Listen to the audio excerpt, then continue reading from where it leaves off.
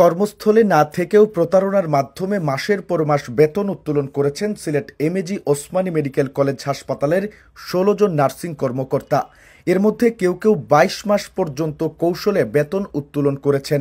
এই ১৬ জনের বেশিরভাগই দেশের বাইরে অবস্থান করছেন বলে সংশ্লিষ্ট সূত্র জানিয়েছে।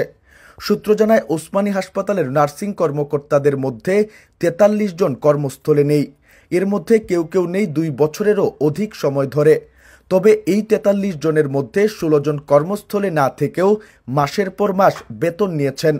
এই ১৬ জন হলেন senior staff nurse Mohammad Yusuf, Mohammad Abdur Rahman, লিপি রানী, আওলাদ হোসেন মাসুম, জাহেদ আহমদ, MFK জান্নাত, একরামুল হক, রুনা, কামরুন নাহার, ঝিলি ধর, মোহাম্মদ আলী আশরাফ, মোহাম্মদ শাহিন মিয়া, শামিমা জান্নাত, জান্নাতুল ফেরদৌস, মোছা শিরিন সুলতানা ও লাভলি বেগম। তারা প্রতারণার মাধ্যমে বেতন ভাতা উত্তোলন করেছেন। এর মধ্যে সর্বোচ্চ MFK জান্নাত ২২ মাসের বেতন ও ৬টি বোনাস পর্যন্ত উত্তোলন করেছেন।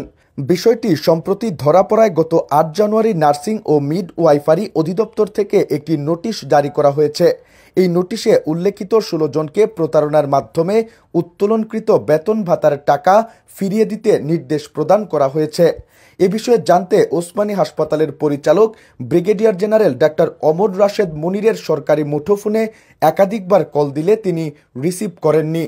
পরে এ বিষয়ে Bangladesh nurse association Osmani medical college হাসপাতাল শাখার সাংগঠনিক সম্পাদক ইমরান আহমদ তপাদার বলেন, গত ৮ জানুয়ারি নোটিশটি এসেছে। নার্সিং কর্মকর্তাদের মাঝে ৪৩ জন কর্মস্থলে অনুপস্থিত। এর মধ্যে ১৬ জন কৌশলে তাদের বেতন ভাতা উত্তোলন করিয়েছেন। বিষয়টি জানতে পেরে এসব বেতন ভাতার সব টাকা ফেরত দিতে নার্সিং ও মিডওয়াইফারি অধিদপ্তর থেকে তাদের বরাবরের নোটিশ দেওয়া হয়েছে।